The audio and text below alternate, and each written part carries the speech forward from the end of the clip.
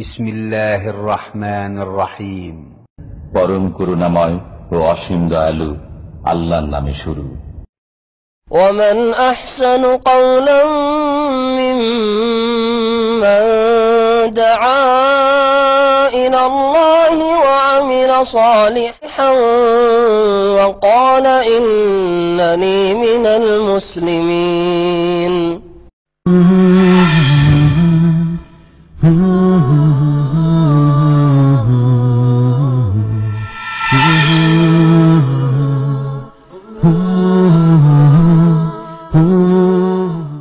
أعوذ بالله من الشيطان الرجيم. لقد نصركم الله في مواطن كثيرة ويوم حنين إذ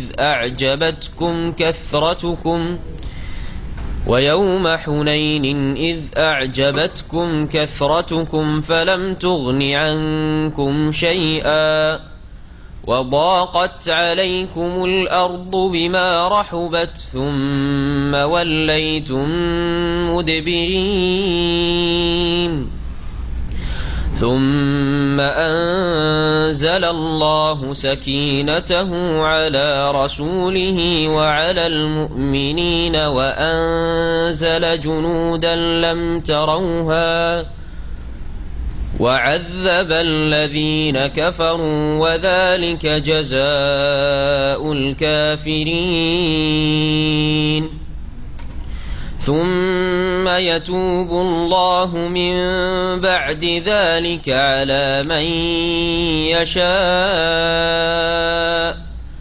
والله غفور رحيم.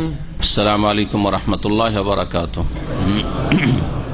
بسم الله الرحمن الرحيم. الحمد لله رب العالمين والصلاة والسلام على سيد المرسلين نبينا محمد وعلى آله وصحبه أجمعين. أما بعد فأعوذ بالله من الشيطان الرجيم.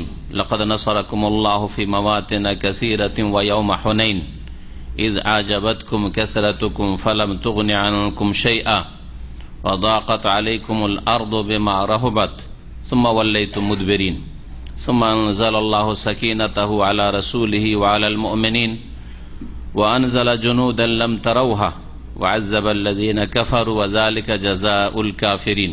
মহান আল্লাহর সমস্ত প্রশংসা যে আল্লাহ পাক রব্বুল আলামিন সর্বশক্তিমান, যিনি যা ইচ্ছা করেন তাই হয়ে থাকে, তার ইচ্ছার বিরুদ্ধে, তার ক্ষমতার বিরুদ্ধে কোনো কিছুই হতে পারে না।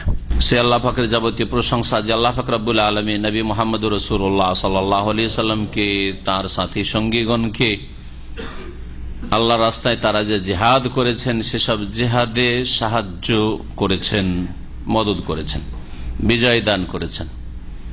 আর এই ওয়াদা প্রত্যেক মুমিনের সাথে রয়েছে, তারা যদি আল্লাহর দ্বীনের জন্য সততার সাথে ইখলাসের সাথে কাজ করে তো আল্লাহ পাক তাদেরকে সাহায্য করেন।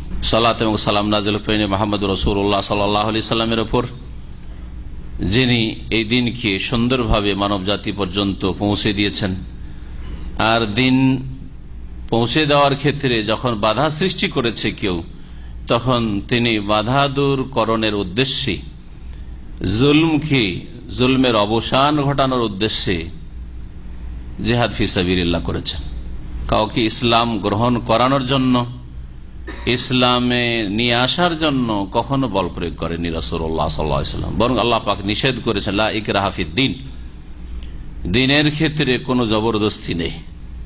আল্লাহ পাক ইরশাদ করেছেন লাকুম দীনুকুম ওয়ালিয়া দীন, তোমাদের জন্য তোমাদের ধর্ম, তোমরা তোমাদের ধর্ম নিয়ে থাকো স্বাধীনভাবে, ওয়ালিয়া দীন, আর আমার জন্য আমার দিন রয়েছে যে আল্লাহ মনোনীত করেছেন, তা নিয়ে আমাকে থাকতে দাও। হ্যাঁ, যদি সত্য দিন থাকতে বাধা সৃষ্টি করেন তখন জিহাদ ফি সাবিলিল্লাহ রয়েছে। আল্লাহর বান্দাদেরকে আল্লাহর জমিনে স্বাধীনভাবে ছেড়ে দেন হক জানার ক্ষেত্রে, সত্যকে জানার এবং মানার ক্ষেত্রে, পালনের ক্ষেত্রে যদি কেউ সচেষ্ট হয় তো বাধা দেওয়ার কোনো অধিকার নেই, বরং তাদের হক বেশি রয়েছে। আল্লাহর জমিনে তার আল্লাহর ইবাদত করতে চায়, তোমাদের যদি এই অধিকার থাকে যে আল্লাহর জমিনে গায়রুল্লাহর ইবাদত করবে, আর এটাকে তোমাদের যদি অধিকার মনে করো, তাহলে তাদের আরো বেশি অধিকার রয়েছে যে আল্লাহর জমিনে এক আল্লাহর ইবাদত প্রতিষ্ঠা করবে। আমাদের আজকে তাফসীর শুরু হবে সূরা তাওবার আয়াত নম্বর 25 থেকে আয়াত নম্বর 25, 26, 27। এই আয়াতগুলিতে আল্লাহ রাব্বুল আলামিন হুনাইন যুদ্ধের কথা, এই তিনটি আয়াত, যে হুনাইন যুদ্ধ মক্কা বিজয়ের পরে পরে ঘটেছিল, 8ম হিজরিতে মক্কা বিজয় হলো, আর তারপরে হুনাইনের যুদ্ধ হয়, রমজান মাসে মক্কা বিজয় হয়, আর শাওয়াল মাসে, শাওয়াল থেকে জিলকাদ, এই সময়গুলিতে 20 দিন নবী করিম সাল্লাল্লাহু আলাইহি ওয়াসাল্লাম বা তারও বেশি এই সফরে ছিলেন। হুনাইনের যুদ্ধ, তায়েফের যুদ্ধ, এই যুদ্ধের নাম ধরে আল্লাহ পাক উল্লেখ করেছেন এই আয়াতগুলিতে। যেমন বদরের কথা আল্লাহ পাক উল্লেখ করেছেন কোরআনে কারীমে, লাকাদ নাসারাকুমুল্লাহু বিবদরিন ওয়া আনতুম আযিল্লাহ। আল্লাহ তোমাদের সাহায্য করেছেন বদরের প্রান্তে, বদর যুদ্ধে, যখন তোমরা বড়ই দুর্বল ছিলে, কমজোর ছিলে। মহান আল্লাহ ইরশাদ করছেন এই হুনাইন সম্পর্কে আয়াতের একটি আয়াতের তর্জমা করি, আর তারপরে তখন হুনাইন যুদ্ধের সংক্ষিপ্ত ঘটনা বর্ণনা করব। লাকাদ নাসারাকুমুল্লাহু ফি মাওয়াতিনা কাসীরা। আল্লাহ পাক বলছেন যে নিঃসন্দেহে আল্লাহ তোমাদের সাহায্য করেছেন, ফি মাওয়াতিনা কাসীরা, বহু ক্ষেত্রে। মাওয়াতিন, মৌতেনের জামা, বহু বচন। মৌতিন মানে হচ্ছে ওয়াতান, স্থান। এজন্য আজকালকার নতুন আরবিতে, মডার্ন আরবিকে ওয়াতান দেশকে বলা হচ্ছে, ওয়াতান বলা হচ্ছে দেশকে। পুরনো আরবি তো ছিল, কিন্তু নতুনও ব্যবহার হচ্ছে। আর মাওয়াতিন নতুন আরবিতে আজকাল দেশিকে বলা হয়েছে, দেশের নাগরিককে বলা হয়েছে। মাওয়াতিন মানে দেশি, বাংলা ভাষায় যে এটা দেশি আর বিদেশি, তো মাওয়াতিন মানে দেশি, ওয়াতান মানে দেশ, আর মাওয়াতিন মানে হচ্ছে দেশি। আর মৌতেন, মৌতেন হচ্ছে ইসিম জারফ, জারফের সেগা, তার বহু বচনে মাওয়াতিন। মৌতেন একটি জায়গা, স্থান, ক্ষেত্র, আর মাওয়াতিন মানে বহু জায়গায়, বহু ক্ষেত্রে। তো আল্লাহ রাব্বুল আলামিন তোমাদের সাহায্য করেছেন বহু জায়গায়, বহু ক্ষেত্রে। বদরে সাহায্য করেছেন, ইঙ্গিত করা হয়েছে। আল্লাহ পাক রব্বুল আলামিন সাহায্য করেছেন খন্দকে, সাহায্য করেছেন ইহুদি নজির গোত্রের বিরুদ্ধে যে জিহাদ হয়েছে সেখানে, সাহায্য করেছেন খাইবারে, সাহায্য করেছেন মক্কা বিজয়ের জিহাদে, সাহায্য করেছেন। লাকাদ নাসারাকুমুল্লাহু ফি মাওয়াতিনা কাসীরা, নিঃসন্দেহে আল্লাহ পাক তোমাদের সাহায্য করেছেন ফি মাওয়াতিনা কাসীরা, বহু ক্ষেত্রে, বহু জায়গায়। ওয়া ইয়াউমা হুনাইনিন, আর বিশেষভাবে হুনাইনের দিনেও, হুনাইন যুদ্ধের দিনে, হুনাইনের দিনেও আল্লাহ সাহায্য করেছেন। পৃথক করে আল্লাহ হুনাইনকে কেন বর্ণনা করেছেন? এই জন্যই যে হুনাইনের যুদ্ধে প্রথম দিকে মুসলিমরা, নবী সাল্লাল্লাহু আলাইহি ওয়াসাল্লামের সাহাবায়ে কেরামরা, তারা বিক্ষিপ্ত হয়ে পালায়ন করেছিল, আর তারপরে আল্লাহ রাব্বুল আলামিনের সাহায্য নেমে আসে, আল্লাহ পাক তাদেরকে সুদৃঢ় করেন, আবার ফিরে আসেন তারা রাসূলুল্লাহ সাল্লাল্লাহু আলাইহি ওয়াসাল্লামের দিকে। ঘটনা তাফসীর ইবনে কাসিরে বর্ণনা করা হয়েছে, সংক্ষেপে তার থেকে শোনাবো, সেজন্য আর বেশি নিজের ভাষায় বলছি না। বিশেষভাবে কারণ পলাতক অবস্থা, হেরে যাওয়ার মতো অবস্থা, আর তারপরে আবার ফিরে আসা, আর প্রতিষ্ঠিত থাকা, আবার বিজয় লাভ করা, এটা যেমন তেমন কথা না, এটা আল্লাহ পাকের বিশেষ সাহায্য হয়েছে। ওয়াউমা হুনাইন ইজ আজাবাতকুম কাসরাতুকুম, যখন তোমাদেরকে উৎফুল্ল করেছিল, আনন্দিত করেছিল, বড়ই খুশি কি তোমাদের আধিক্যে। ইজ আজাবাতকুম কাসরাতুকুম, যখন তোমাদেরকে উৎফুল্ল করেছিল তোমাদের আধিক্য, তোমাদের সংখ্যাগরিষ্ঠতা। কাসরা, কাসির মানে অনেক, বহু, কাসরাতুকুম মাজদার। তোমাদের সংখ্যাগরিষ্ঠতা তোমাদেরকে আনন্দিত করেছিল যে আজকে খুশির শেষ নাই, আজকে হারার কোনো প্রশ্নই উঠে না, আজকে তো জিতবই। খবরদার, এইসব ভাষা কোন মুসলিম ব্যবহার করে না। সংখ্যায় বেশি, অস্ত্র শস্ত্র বেশি, সামরিক শক্তি বেশি ইত্যাদি, এসবের উপর ভরসা করে না। এসবের প্রয়োজন আছে, মাধ্যম এগুলি, ওসিলা, কিন্তু এগুলির উপর নির্ভরশীল হয়ে এগুলির ওপর ভরসা করে বলবো এবার তো হারার কোনো কথাই নাই, আল্লাহ অবশ্যই হারাই দিবেন, কারণ গায়রুল্লাহর উপর ভরসা করে ফেলেছে। এখানে যখন আল্লাহর উপর ভরসার, আল্লাহ ছাড়া অন্যের উপর ভরসার কথা আসলো, তখন একটা শিরকি ভাষা বলি বাঙালি মুসলিম সমাজে ছড়িয়ে রয়েছে, সেটা হচ্ছে আত্মভরসা। আজকালকার নতুন ভাষায় এটা একটা অলংকার মনে করা হয়েছে, অথচ শিরকি কথা। আমার আত্মভরসা আছে, এটা ভালো কথা না, এটা শিরকি কথা। ব্যবহার করে না আরবি তো, কারণ যখন নতুনত্ব এসছে প্রত্যেকটা ভাষা, ওই ইংলিশ থেকে না হয়েছে, ইংলিশ থেকে আত্মভরসা যেমন এসছে তেমন ইংলিশ থেকে আরবিতে, নতুন আরবিতে এসছে, এটা পুরাতন আরবিতে মুসলিমদের ভাষায় খুঁজে পাবেন। আসিকা বিন নাফস, আসিকাতু বিন নাফস, শিরকি কথা এটা। নিজের উপর ভরসা করা, কিসের নিজের উপর ভরসা? আপনার উপর ভরসা মানে আপনি নিজের যে গায়ে বল আছে, অথবা আপনার পয়সাতে বল আছে, অথবা আপনার যেসব বল দুনিয়ার লাগে, এইসবের ভরসা করা না, এটা শিরকি কথা। এটা এইসব কথা অনেকে অচেতন অবস্থায় বলে, কারণ এগুলো ভাষার অলংকার হয়ে গেছে আজকাল। শিরকি কথা ভাষার অলংকার হয়েছে, যেমন শিরকি কথা ভাষার অলংকার যে আমাদের এই বন্যা পরিস্থিতির মোকাবেলা করতে হবে, ঠেকাতে হবে, আল্লাহর মোকাবেলা করবে। শিরকি কথা, কুফরিয়া কথা। কেউ যদি একেবারে মারাত্মক ব্যাধিগ্রস্ত হয়, বিছানায় পড়ে থাকে, সে মরণের সাথে লড়াই করছে, হাফুজুবিল্লাহ, এগুলো ভাষা ব্যবহার করছেন না? কোনদিন চিন্তা করেছেন যেগুলো কুফরিয়া কথা, ইসলাম বিরোধী কথা? মরণের সাথে, মরণ যদি আল্লাহ দেন, লড়াই করার ক্ষমতা আছে, তাহলে এই কথা আল্লাহর সাথে লড়াই করে না? মরণের সাথে লড়াই কেমন? আল্লাহর সাথে লড়াই করে। আমি মরবো না আর আল্লাহ মারতে চাইছেন, তাই না? কেমন কথা হইল এটা? ইসলামের কথা না ইসলাম বিরোধী কথা? জি, এইরকম যে কত কথা আছে। আপনারা কিছু কালেকশন যদি করে আমাকে দেন তো একটা আলোচনা করা যাবে, কারণ একা তো অত কালেকশন হয় না, কারণ একটা ভাষা তো যদি কেউ করে দিতে পারে এই কালেকশন গুলো বাংলা থেকে, তো জাযাহুল্লাহ খায়র। আর আলোচনা কোরআন ও হাদিসের আলোকে এই ভাষাগুলি জায়েজ না জায়েজ নয়। এই ছেলেটি আমার লক্ষ্মী, এর উপরে মেলা পাবেন আপনি। লক্ষ্মী, হিন্দুদের দেবী হচ্ছে এই ছেলেটি, আপনার কথা বোঝা গেছে? এই মেয়েটি আমার লক্ষ্মী, আর আমার এই বৌমা লক্ষ্মী, যেদিন থেকে আমার ঘরে সেদিন থেকে কোনো অভাব নেই। সব শিরকি কুফরিয়া কথা। অনেকে মনে করে যে এগুলি হচ্ছে মানে কঠোরতা না, হক কথা বোঝা গেছেন? যদি আপনি রোগাক্রান্ত হন, রোগী, আর আপনাকে যদি ওষুধ দেওয়া হয়, তো ওষুধ দিতেই থাকে, কিন্তু ওষুধ না খেলে ভালো হবেন না আপনি। তো ওষুধ খেতে কষ্ট লাগে। বাচ্চারাকে মুখ ফেড়ে জবরদস্তি, হাত পা ধরে, মা মুখের দিক ধরে আছে আর বাপ ধরে আছে পায়ের দিক, যাতে আছাড় পাছাড় না করে, খাওয়ান না। তো ওই রকম ব্যাপার স্যাপার, যার ফলে আমাদের কথাগুলি অনেক সময় কি লাগে, তিতা লাগে। কারণ রোগাক্রান্ত তো, শিরকের রোগ, বিদাতের রোগ, গুমরাহির রোগ, হিন্দু সভ্যতার রোগ, যার ফলে কথাগুলি একটু কড়া লাগে বা তিতা লাগে। আসলে তিতা নয়, আপনার কল্যাণের জন্য। এদেরকে সংখ্যাধিক্য কি করেছিল? চমৎকৃত করেছিল, যার ফলে আল্লাহ পাক অসন্তুষ্ট হইলেন। সাহাবায়ে কেরামদের অসন্তুষ্ট আল্লাহ পাক রব্বুল আলামিন, তাদের একটু অহংকারের কারণে আজকে হারবো না।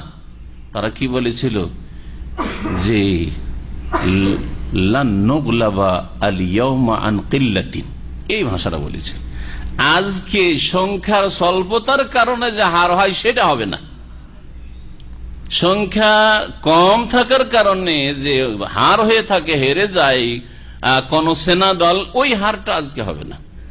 কারণ তাদের সংখ্যা কত ছিল জানা আছে? হুনাইনে কত সংখ্যা ছিল? নবী করিম সাল্লাল্লাহু আলাইহি সাল্লামের সাহাবায়ে কেরামদের সংখ্যা, মুহাজিরিন আনসার 10,000। আর মক্কা বিজয় হইল, মক্কা বিজয় হওয়ার পরে নতুন নতুন সব মুসলিম হইল, ওদের যাদেরকে তোলাকা বলা হইতো, নবী সাল্লাল্লাহু আলাইহি ওয়াসাল্লাম কোনো পানিশমেন্ট না দিয়ে, শাস্তি না দিয়ে সাধারণ ক্ষমার ঘোষণা করেছিলেন। ইযহাবু ফানতুম তোলাকা, যাও। প্রথম জিজ্ঞেস করেছিলেন, আচ্ছা বলো তো, একটু চিন্তা করে বলো, যে একটু বিবেক বিবেচনা করে বলো যে আমি তোমাদের সাথে কি আচরণটা করতে পারি, আর কি কারণ আচরণটা তোমাদের সাথে করা উচিত। আমাদের সাথে 13 বছর কি করেছো ওইদিকে মক্কায় থাকাকালীন, আর তারপরে এই যে 13 বছর পরে আর 8 বছর হয়ে যাচ্ছে, কি করনি আর কি করেছে একটু চিন্তা করো। আর তোমাদের নিজেদের আচরণের ইতিহাসটা সামনে রেখে তোমরা নিজের বিবেচনা করে বলো যে মা আনা ফাইলুন বিকুম, আমি তোমাদের সাথে কি করতে পারি আজকে, আমি আজকে বিজয়ী। রাসূলুল্লাহ বললেন, তখন তারা বলেছিল যে আপনি সম্মানিত, আর আপনার পূর্বপুরুষ বাপদাদা সবাই সম্মানিত, করিম ইবনে করিম, সুতরাং আপনার কাছে আমরা কল্যাণের আশা ছাড়া অকল্যাণের কোনো আশা করি না। আপনি আমাদেরকে পানিশমেন্ট দেবেন, প্রতিশোধ নেবেন, এইরকম আশা আমরা করি না আপনার কাছে, আপনার কাছে ভালোই আশা করি। নবী করিম সাল্লাল্লাহু আলাইহি ওয়াসাল্লাম বলেছেন, ইযহাবু ফাআনতুমুত তালাকা, যাও তোমাদেরকে ছেড়ে দিলাম।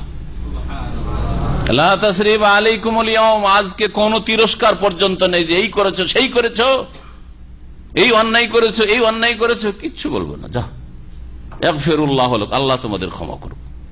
যারা ইসলাম গ্রহণ করবে চলে আসো, আর যদি কেউ ইসলাম গ্রহণ না করে এখানে থাকা চলবে না, সুতরাং এখন নিরাপত্তা হাসিল করবে। মান দাখালা দারা আবু সুফিয়ান ফাহুয়া আমিন, মান দাখালা দারা আবি সুফিয়ান ফাহুয়া আমিন, আবু সুফিয়ানের ঘরেও যদি ঢুকে যাও তাও নিরাপদ। যাও, নিরাপদ, অস্ত্র ছেড়ে দিয়ে ঢুকে যাও আবু সুফিয়ানের বাড়িতে। আবু সুফিয়ান খুশি যে আমার বাড়িকে নিরাপদ স্থান করে দেওয়া হয়। নেতারা এরকমই চায়, হ্যাঁ, তার যাতে করে এই খুশিটা হয়, তাতে ইসলামের দিকে আকৃষ্ট হয়, হ্যাঁ, ইসলামের ওপর তার ঈমান মজবুত হয়। কেউ যদি কাবা ঘরে ঢুকে পড়ে তাহলে সে আমেন, যাও, নিরাপদ। নবী করিম সাল্লাল্লাহু আলাইহি সাল্লাম এখান থেকে 2000, নিউ মুসলিম 2000, আর আগের মুহাজির আনসার 10,000, 12,000 নিয়ে আর হারবো, যেখানে 313তে জিতেছি বদরে, তাই না? আল্লাহ পাক বলছেন ফালাম তুগনি আনকুম, কিন্তু এই সংখ্যাধিক্য তোমাদের কোনো কাজে আসেনি। আগনা ইউগনি মানে কাজে আসা, এখান থেকে তুগনি, মা আগনা আনহু মালহু আমা কাসাব, সূরা লাহাবে, হ্যাঁ, তার ধন সম্পদ, আবু লাহাবের ধন সম্পদ, মা আগনা আনহু, তার কাজে আসেনি, আমা কাসাব, আর তার উপার্জিত বস্তুও কোনো কাজে আসে। এখানে মা আগনা, ওইটা হচ্ছে মাদি, অতীতকাল, এটা হচ্ছে হ্যাঁ ফালাম তুগনি মোজারের সেগা, কিন্তু লাম আসার কারণ আবার মাজির অতীতেরই অর্থ হয়ে থাকে। ফালাম তুগনি আনকুম শাইআ, কিন্তু তোমাদের সংখ্যাগরিষ্ঠতা কোনো কাজে আসেনি। ওয়াদাকাত আলাইকুমুল আরযু বিমা রাহাবাত, তোমাদের জন্য পৃথিবীর জমিন, এই যে আল আরদ, জমিন সংকুচিত হয়ে গেছিল, বিমা রাহাবাত, প্রশস্ত হওয়া সত্ত্বেও। বিমা রাহাবাত মা মাসদারিয়া, হ্যাঁ, মা মুসুলা নয়, মা নাফিয়া নয়, হ্যাঁ, মা মাসদারিয়া মানে তাহলে মাসদারের অর্থ হবে বেরাহবেহা, মানে মা রাহবেহা, আরবিতে যদি তাফসীর করা হয়। তো জমিন এত বিশাল, জমিন বিশাল ভূমি, আল্লাহর জমিন এত প্রশস্ত, তারপরে হুনাইনের রণক্ষেত্রে গিয়ে তোমাদের জন্য আল্লাহর জমিন সংকুচিত হয়ে গেছিল, যে যাবো কোথায় রে, বাঁচবো কোথায় গিয়ে রে, হ্যাঁ, আর বাঁচতে পারবো না মনে হয়, এই রকমের অবস্থা তৈরি হয়ে গেছিল। 12,000 নিয়ে গৌরব করেছিলে, আর আল্লাহর জমিন তোমাদের জন্য কি হয়েছিল, সংকুচিত হয়ে গেছিল, সংকীর্ণ হয়ে গেছিল। জায়গা আশ্রয়ের পাশে কোথায় গিয়ে লুকাবো, এত যে তীর মুষলধার বৃষ্টির মতো বর্ষণ শুরু হইল, আর বাঁচতে পারছি না। আর সেটা ছিল একবারে ভোর রাতের ফজর হয়েছে, গালাস, ফজরের সময় যে অন্ধকার থাকে, ভোরের অন্ধকার থাকে, ওই সময় রাসূলুল্লাহ সাল্লাল্লাহু আলাইহি ওয়াসাল্লাম হুনাইন নামক এই উপত্যকায় পৌঁছেছেন, যেটা তায়েফ থেকে কয়েক মাইল মাত্র, মক্কা আর তায়েফের মাঝখানে তায়েফের দিকে কাছে, কিন্তু এই মক্কা থেকে তায়েফ যেতে একটি উপত্যকার নাম হুনাইন, এই জায়গায় এই যুদ্ধ হয়েছিল। নবী করিম সাল্লাল্লাহু আলাইহি ওয়াসাল্লাম যখন জানতে পারলেন যে মক্কা বিজয়িত হইল, কিন্তু আশেপাশে বড় কুফরি শক্তি আছে, সেটা হচ্ছে তায়েফে আর তায়েফের আশেপাশে, আর ওরা বড় অহংকারের সাথে বলছে, হ্যাঁ, যে মক্কার লোকেরাকে পেয়েছে, ওরা যুদ্ধবিদ্যায় পটু নয়, যার ফলে ওদেরকে হারাতে পেরেছে, আর মক্কা বিজয় লাভ করতে মুহাম্মদ, আমাদের সাথে পাল্লা পড়লে না, বুঝতো, হ্যাঁ, আমরা শিখিয়ে দিতাম। ওখানে কয়েকটি গোত্র ছিল, তার মধ্যে একটি বড় গোত্র, বড় বংশ ছিল হাওয়াজেন বংশ, এরা তীর চালাতে অত্যন্ত পারদর্শী ছিল, যার ফলে এর উপর তাদের গৌরব ছিল যে আমাদের সাথে লড়াই হলে না, বুঝতে পারতো মুহাম্মদ আর তার সাথীরা, শিখিয়ে দিতাম আলোকে। নবী করিম সাল্লাল্লাহু আলাইহি ওয়াসাল্লাম দেখলেন যে এই বড় শক্তি মাথা চাড়া দিয়ে আছে, এই শক্তিকে দমন করতে হবে। নবী সাল্লাল্লাহু আলাইহি ওয়াসাল্লাম মক্কা বিজয়ের পরে হুনাইনের উদ্দেশ্যে রওনা হলেন। আল্লাহ পাক বলছেন যে কি হলো, জমিন প্রশস্ত থাকা সত্ত্বেও কি হয়ে গেল, সংকুচিত হয়ে গেল তোমাদের জন্য, আশ্রয়ের জায়গা পাচ্ছি না। সুম্মা ওয়াল্লাইতুম মুদবিরিন, অতঃপর তোমরা পলায়ন করেছিলে পৃষ্ঠদেশ ফিরিয়ে। মুদবিরিন আদবারা ইউদবিরু থেকে, আদবারা মানে দবর মানে পৃষ্ঠদেশ, পৃষ্ঠদেশ ফিরিয়ে পলায়ন করা, ওয়াল্লাহ মানে ফিরে যাওয়া। সুম্মা আনজালাল্লাহু সাকিনাতাহ, অতঃপর আল্লাহ রাব্বুল আলামিন তোমাদের উপর তার পক্ষ থেকে প্রশান্তি নাযিল করলেন, সান্ত্বনা। না, অটল হইতে হবে, এরকম পালালে চলবে না। আলা রাসূলি, তার রাসূলের প্রতি। রাসূলুল্লাহ সাল্লাল্লাহু আলাইহি ওয়াসাল্লাম পলায়ন করেননি, শোনাবো ইবনে কাসিরের ভাষায়। রাসূলুল্লাহ সাল্লাল্লাহু আলাইহি ওয়াসাল্লাম ছিলেন খচ্চরের উপর, খচ্চরের উপর চেপেছিলেন, ঘোড়ার উপর না। ঘোড়ার খচ্চরের পার্থক্য আছে, যারা বুঝে। ঘোড়া দিয়ে তাড়াতাড়ি হামলাও করা যায়, পালাও যায় প্রয়োজনে, পালাবার প্রয়োজনে, কিন্তু খচ্চর অত দৌড়াতে পারে না। নবী করিম সাল্লাল্লাহু আলাইহি ওয়াসাল্লাম খচ্চরের উপর, আর তারপরে ও সাথী সঙ্গী সব ছত্রভঙ্গ হয়ে গেছে, তিনি আরো সামনের দিকে বাড়ছেন। এ হচ্ছে ঈমান, যে আল্লাহ তার দিনকে অবশ্যই বিজয়ী করবেন, তার দিনকে অবশ্যই তার জমিনে প্রতিষ্ঠিত করবেন, তার রাসূলকে অবশ্যই সাহায্য করবেন, কেউ করুক আর নাই করুক। সুতরাং পেছানোর প্রশ্নই উঠে না। নবী সাল্লাল্লাহু আলাইহি ওয়াসাল্লাম পিছিয়ে যাননি, অধিকাংশ সাহাবায়ে কেরাম ছত্রভঙ্গ হয়ে পলায়ন করেছিল। আল্লাহ পাক তার প্রশান্তি নাযিল করলেন তার রাসূলের প্রতি, ওয়া আলাল মুমিনিন, মুমিনদের প্রতি, ওয়া আনজালা জুনুদান লাম, আর নামিয়ে দিলেন এমন সেনাবাহিনী, আসমানি সেনাবাহিনী যাদেরকে তোমরা দেখো না, দেখতে পাও না যাদেরকে, অর্থাৎ মালায়েকা, ফেরেশতাদেরকে, যারা শুধুই করছিলেন। এবং নবী সাল্লাল্লাহু আলাইহি ওয়াসাল্লাম সাহাবায়ে কেরামদের সাথে ছিলেন, তাদেরকে দেখে ভীত সন্ত্রস্ত হয়েছিল এই কুফরি শক্তি, হুনাইনের যে কুফরি শক্তি এসেছিল। ওয়া আযাবাল্লাযীনা কাফারু, এবং কাফেরদেরকে আল্লাহ পাক রব্বুল আলামিন আযাব, শাস্তি দিলেন। ওয়া যালিকা জাযাউল কাফিরিন, আর কাফেরদের এইরকমই শাস্তি হয়ে থাকে। কাফেরদেরকে আল্লাহ পাক আখিরাতের শাস্তি রয়েছে, দুনিয়ার শাস্তি দিলেন। তারা ভেবেছিল যে আজকে জিতে গেছি আমাদের এই তীরের বর্ষণে, তীর বর্ষিয়ে মুসলিমদের উপর, কিন্তু আল্লাহ পাক তাদেরকে হারিয়ে দিয়ে, পরাজিত করে, দাস দাসীতে পরিণত করে, বন্দিতে পরিণত করে, এবং তাদের অঢেল ধন সম্পদ সাহাবায়ে কেরাম গনিমত হাসিল করলেন, যা তারা কল্পনাও করতে পারে। সেই জন্য সব বেঁধে সেধে নিয়ে এসেছিল, তাদের গণনার বাইরে হাজার হাজার ছাগল আর উট আর ধন সম্পদ, আর তাদের নারী পুরুষ সব মুসলিমদের হাতে আসলো। ওয়াজ্জাবাল্লাযীনা কাফারু, কাফেরদেরকে এইভাবে আল্লাহ পাক দুনিয়ার আযাব দিয়েছেন। নবী করিম সাল্লাল্লাহু আলাইহি ওয়াসাল্লামের জীবদ্দশায় হুনাইনের যুদ্ধে, যখন মুসলিমদের কাছে শক্তি কতটুকু ছিল তো বুঝতেই পারছেন। তারপর আল্লাহ পাক এই সাহায্য নামিয়েছেন। এই দুটি আয়াতের পরে একটু তাফসীর শোনাই ইবনে কাসির থেকে। আপনার প্রখ্যাত তাবী মুজাহিদ বলছেন, বড় মুফাসসির একজন তাবেঈনদের, বলছেন হাযিহি আউয়ালু আয়াতিন নাযালাত মিন বারাআত, সূরা তাওবা যে নাযিল হয়েছে নবী সাল্লাল্লাহু আলাইহি ওয়াসাল্লামের জীবনের শেষ দিকে। আমরা যারা সাধারণ মানুষ অনেকে মনে করি সূরা তাওবা গোটাটাই নাযিল হয়েছে এবং ধারাবাহিক এইভাবে বারাআতু মিনাল্লাহ থেকে শুরু হয়েছে। না, প্রথম কোন আয়াত নাযিল হয়েছে? বারাআতু মিনাল্লাহ যে প্রথম নাযিল হয়েছে, না, এর প্রমাণ নেই। অধিকাংশ বড় সূরাগুলির ক্ষেত্রে দেখা গেছে মাঝকার আয়াতগুলি, বেশ কিছুটি আয়াত প্রথম নাযিল হয়েছে। এমনকি সূরা ইকরা বিসমি রাব্বিকাল্লাযী খালাক একসাথে পুরা সূরা আলাক নাযিল হয়নি, 5টি আয়াত প্রথম নাযিল হয়েছে প্রথম পর্বে, তাই না? আল্লামাল ইনসানা মা লাম ইয়ালাম পর্যন্ত, আর বাকি জাযাকাল্লাহ ইন্নাল ইনসানা লা ইয়াতগা ইলা আখিরি, শেষ পর্যন্ত অন্য সময় নাযিল হয়েছে। সূরা তাওবার, সূরা বারাআতের সর্বপ্রথম আয়াত কি? ইমাম মুজাহিদের মতে লাকাদ নাসারাকুমুল্লাহু ফি মাওয়াতিনা কাসীরা ওয়া ইয়াউমা হুনাইন, এই হুনাইন প্রসঙ্গে যে আয়াত রয়েছে, এই আয়াতগুলি সর্বপ্রথম আয়াত সূরা বারাআত বা সূরা তাওবা নাযিল হয়েছে। মুমিনদেরকে আল্লাহ পাক রব্বুল আলামিন এখানে তার অনুগ্রহ স্মরণ করিয়েছেন, যে দেখো আল্লাহ পাকের কত অনুগ্রহ, তোমরা তো হারতে যাচ্ছিলে, আল্লাহই তো তোমাদের উপর সাহায্য নামিয়েছেন, আল্লাহই তো মালায়েকা ফেরেশতা পাঠিয়ে ভীতি সঞ্চার করেছেন কাফেরদের অন্তরে, তারপরে তো তারা পলায়ন করেছে, আর আগে বাড়তে পারছে না রে। মুহাম্মদ সাল্লাল্লাহু আলাইহি ওয়াসাল্লামের দিকে তারা এগিয়ে আসছিল, আসবে কোথায়? ফেরেশতাদেরকে দেখে ভয়ে তাদের প্রাণ উড়ে গেছে, পালাতে দিশে পায় না। বহু ক্ষেত্রে আল্লাহ পাক সাহায্য করেছেন, না বিশেষ করে হুনাইন নিয়ে।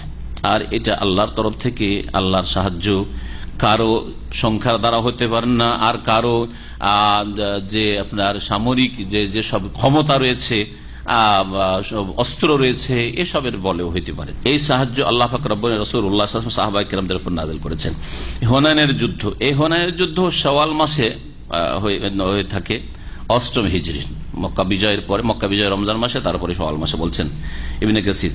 ওয়া যালিকা লাম্মা ফারাগা মিন ফাতহি মক্কাহ, মক্কা বিজয় করে যখন অবসর হলেন, ও তামাহাদাত উমুরহা, আর সেখানকার যে পরিচালনার ব্যবস্থা, দায়িত্ব যাকে দেওয়ার দিয়ে দিলেন।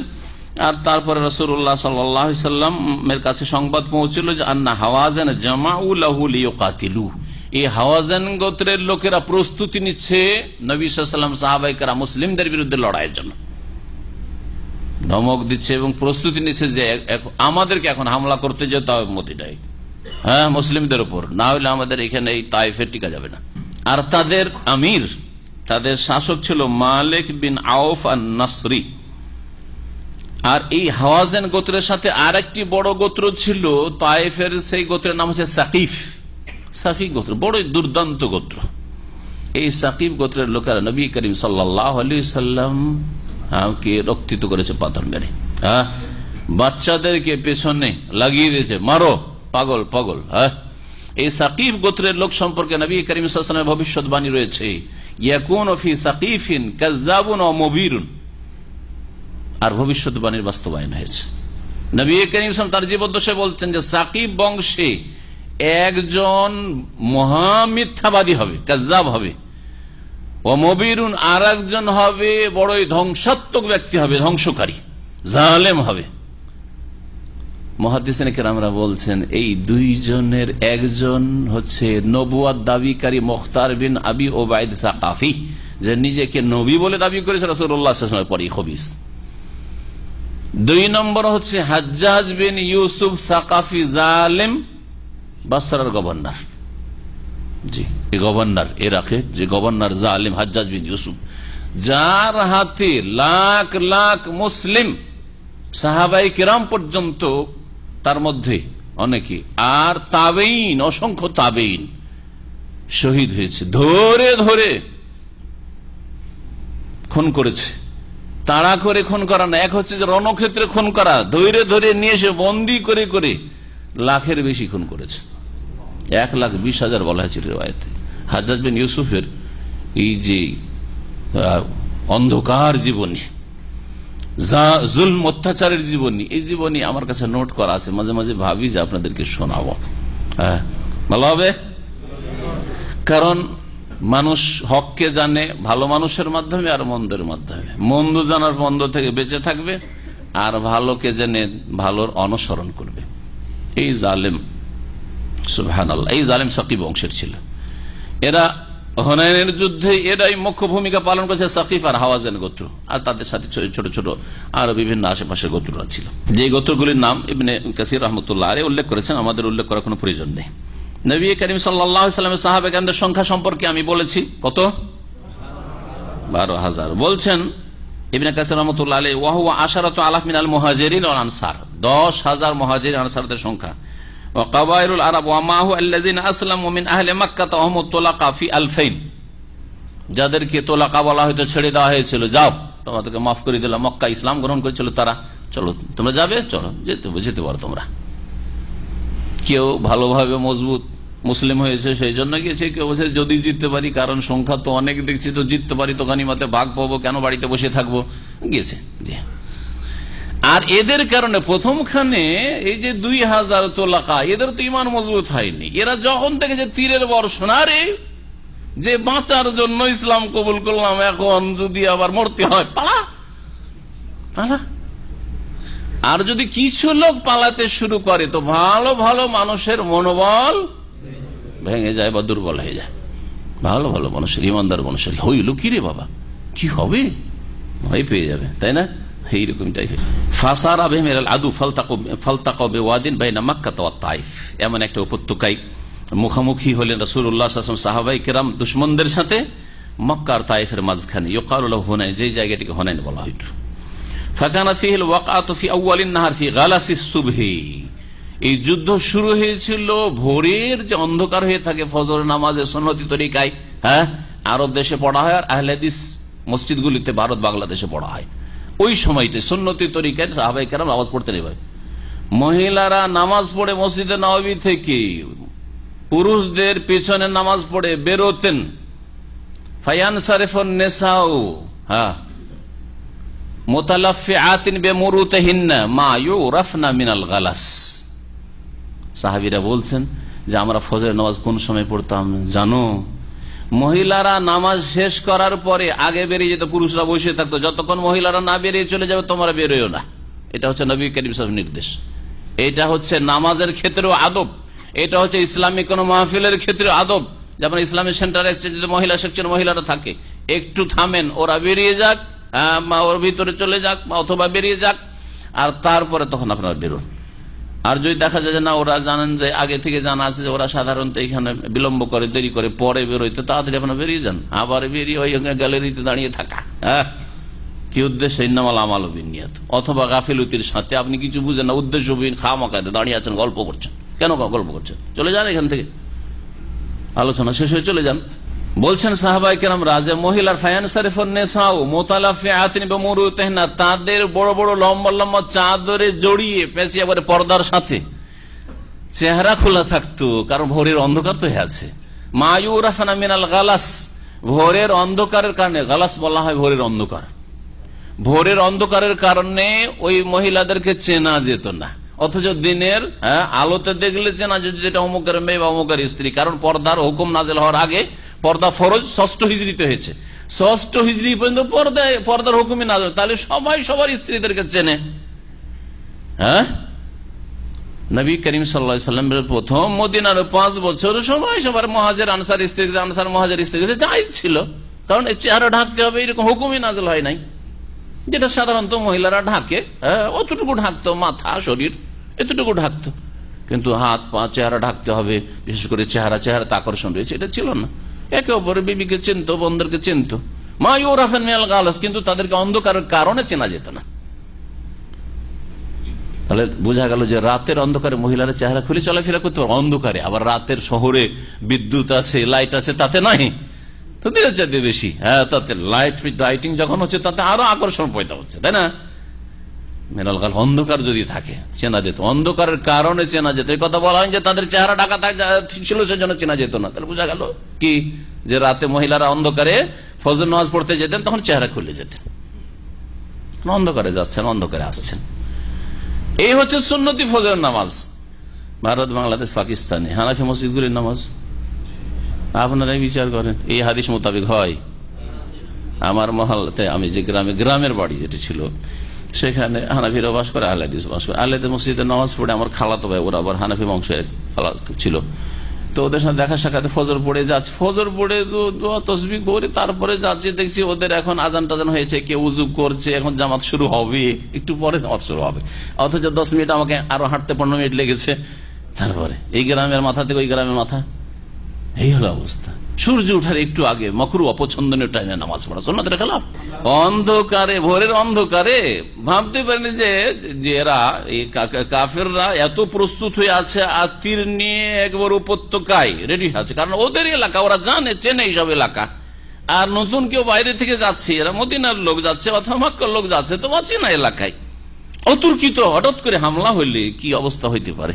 আর তাও যদি তীর বর্ষণ শুরু হয়, আর তারা তীর চালানোতে যদি আবার পারদর্শী হয়, তাহলে কিটা হইতে পারে। এই ছিল অবস্থাটা।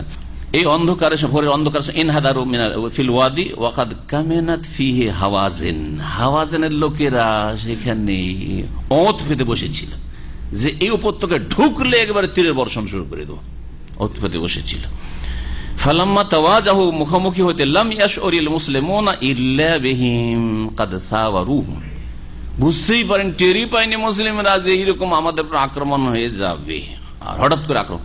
ওয়ারাশাকু বিন নেবাল, আর তীর যে বর্ষানো শুরু করেছে, ওয়াসলাতু সুয়ুফ, আর তারপরে তরবারি যে চালাতে শুরু করেছে ভোরের অন্ধকারে, অকল্পনীয় ছিলেন সাহাবায়ে কেরামদের জন্য। ওয়া হামালু হামলাত রাজুলিন ওয়াহিদ, একেবারে একজন মানুষ যেমন হামলা করে, ওই রকম গোটা দল এই কাফেরদের হামলা করেছে। কামা আমারহুম মালিকুহুম, এইভাবে তাদের যে কমান্ডার বা আমির ছিল কাফের আউফ বিন মালিক, সে নির্দেশ দিয়েছিল ফাইন রাজাল ওয়াল্লাল মুসলিমুনা মুদবিরিন, তখন মুসলিমরা পালায়ন করেছিল পিঠ ফিরিয়ে রণক্ষেত্র থেকে, কামা ক্বালা আল্লাহু আযজা ওয়া জাল্লা, যেমন আল্লাহ পাক বলেছেন সুম্মা ওয়াল্লাইতু মুদবিরিন। ওয়া সাবাতা রাসূলুল্লাহ, এখন রাসূলুল্লাহ সাল্লাল্লাহু আলাইহি ওয়াসাল্লামের অবস্থা কি ছিল সেই সময় শোনেন।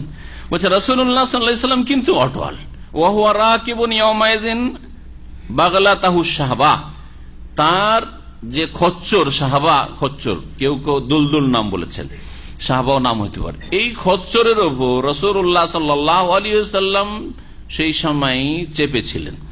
ইয়াসুকুহা ইলা নাহরিল আদু, নবী সাল্লাল্লাহু আলাইহি ওয়াসাল্লাম এগিয়ে যাচ্ছেন খচ্চর নিয়ে আরো শত্রুদের দিকে, অথচ ওই দিক থেকে তীর একবার মুষলধার বৃষ্টির মতো বর্ষিছে।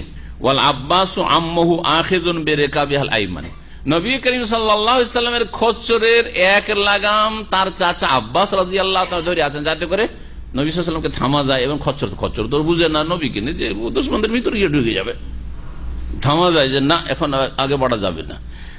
আর একদিকের লাগাম ধরে আছে, রশি ধরে আছে আবু সুফিয়ান বিন হারিস, নবী সাল্লাল্লাহু আলাইহি ওয়াসাল্লামের চাচাতো ভাই। এক হচ্ছে আবু সুফিয়ান বিন হারব, নবী সাল্লাল্লাহু আলাইহি ওয়াসাল্লামের শ্বশুর, আর আবু সুফিয়ান বিন হারিস আবু সুফিয়ান বিন হারিস ইবনে আব্দুল মুত্তালিব, আব্দুল মুত্তালিব এক ছেলের নাম ছিল হারিস, সে হারিসের ছেলে আবু সুফিয়ান তার নবীর কি হয়? চাচাতো ভাই। মোহাম্মদ বিন আব্দুল্লাহ বিন আব্দুল মুত্তালিব, আবু সুফিয়ান বিন হারিস বিন আব্দুল মুত্তালিব, বুঝা গেছে না? আখিযুন বিরিকাবিহাল আইসারা, বাম দিকের রশি ধরে আছে, লাগাম ধরে আছে। ইউসকালানহা লিআল্লা তুসরে উসাইর, ধরে ভারী করে যাতে করে আগে না বেশি বেড়ে যায়।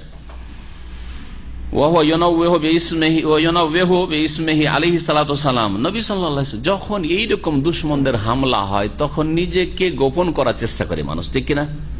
পরিচয় দেব না।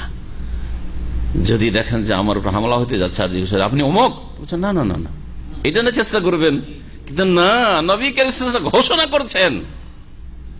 ঘোষণা করেছেন আনান নাবিয়্যু লা কাযিব আনা ইবনু আব্দুল মুত্তালিব, আমি এমন নবী যে মিথ্যুক নয়, আল্লাহর পক্ষ থেকে সত্য নবী। আনা ইবনু আব্দুল মুত্তালিব, আমি আব্দুল মুত্তালিবের সন্তান। সবাই যাতে আরো জেনে নেই যে যদি মিথ্যা নবী হইতো তো আগেই পালাইতো, চাচা আপনা জান বাঁচা। জি, বুঝা গেছে, নিজের জান আগে বাঁচাবার চেষ্টা করতেন, কিন্তু সত্য নবী সবাই চলে যাচ্ছে, পালাচ্ছে আর এগিয়ে আসছে আমাদের দিকে। কাফেরও জানুক যে সত্য নবী, তার ইয়াকিন আছে আল্লাহর উপর যে আল্লাহ পাক সাহায্য করবেন। আর যদি আল্লাহ পাক শাহাদাতই কবুল করে থাকে, ভাগ্যে লিখে রাখে, তো ভাগ্যবান। আল্লাহর দিনের জন্য শহীদ অনেক আম্বিয়া রাসূল শহীদ হয়েছেন, ইহুদিরা বহু নবীদেরকে খুন করেছে, শহীদ করেছে।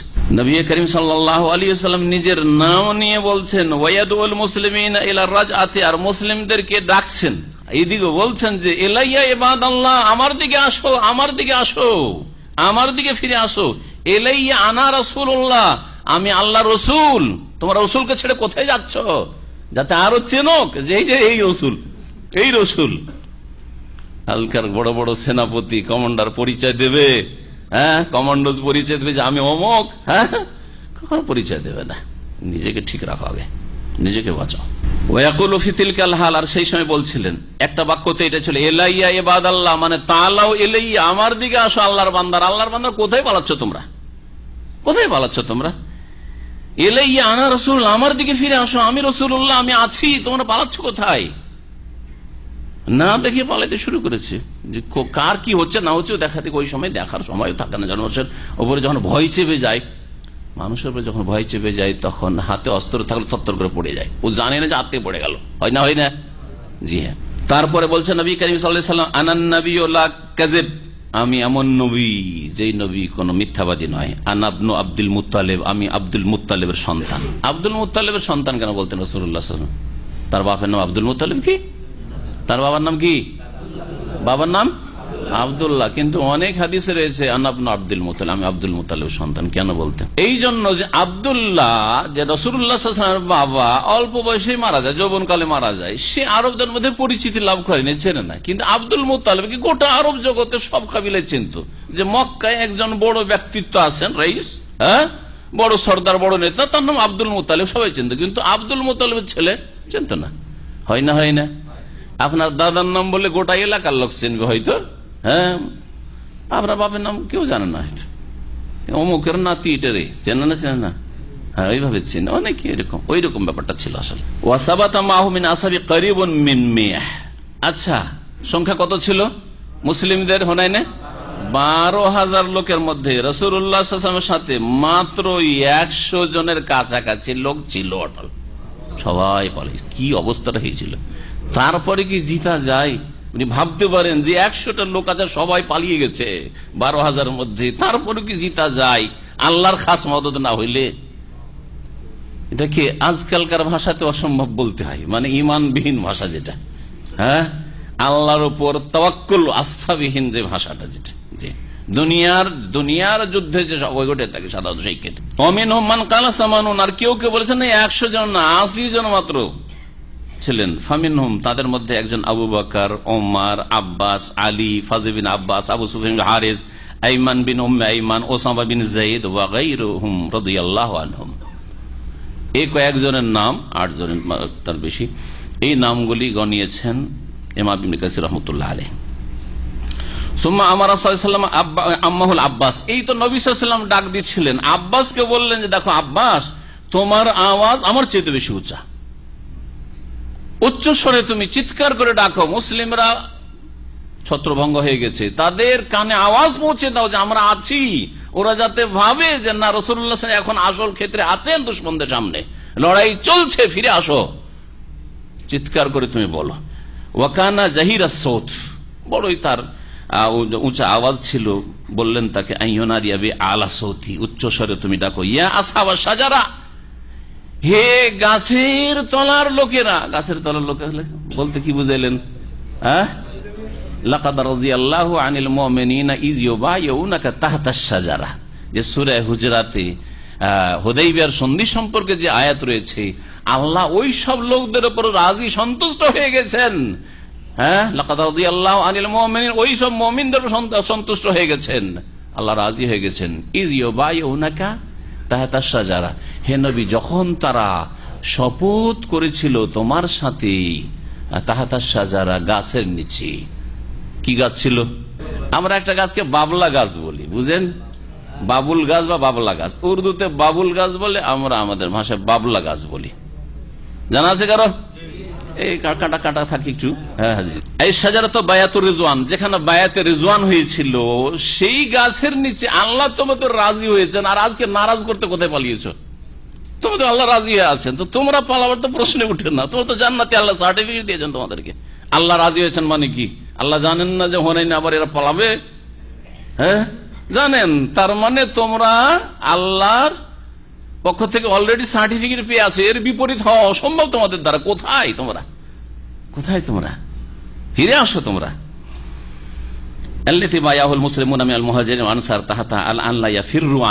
এবং সেখানে যে বায়াতটি হয়েছিল, শপথটি হয়েছিল হুদাইবিয়ার সন্ধিতে, কিসের বায়াত? যে আমরা রাসূলুল্লাহ সাল্লাল্লাহু আলাইহি ওয়াসাল্লামের সাথে বায়াত করছি, আল্লাহ নাফির আনহু, নবীকে ছেড়ে কখনো পলায়ন করব না।